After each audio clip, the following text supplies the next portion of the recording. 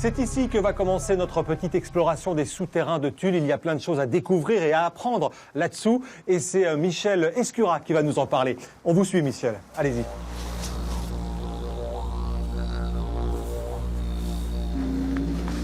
Ah ben, ça commence bien, j'ai déchiré le jean.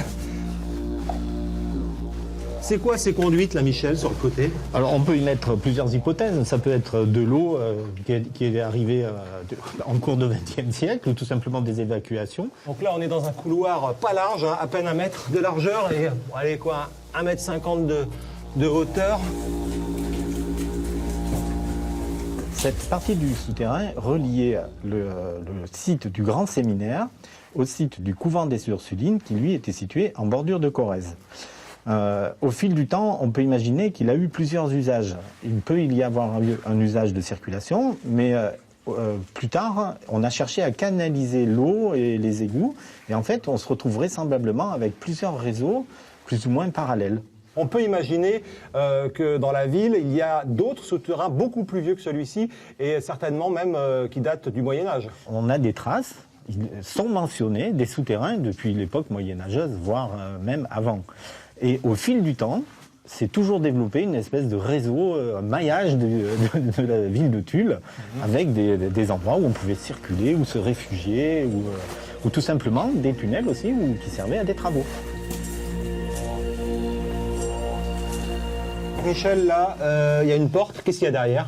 Alors, nous sommes très précisément à l'ancien emplacement du couvent des Ursulines. La Corrèze est pas loin, là? Nous sommes, on va dire, à 30 mètres de la Corrèze, à peu près. Alors, on va faire demi-tour. On va retourner au tout début du souterrain et on va aller de l'autre côté.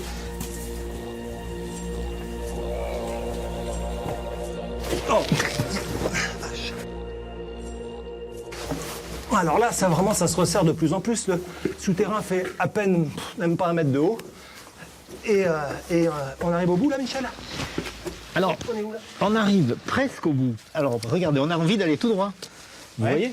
Et en réalité, regardez où il faut aller.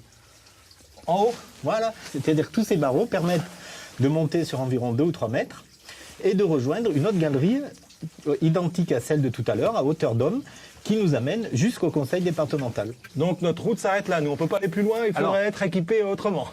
Après, ça dépasse largement mes compétences, après c'est le domaine des spéléos. Allez, on retourne au départ, je pense que là, on a fait le tour. Hop.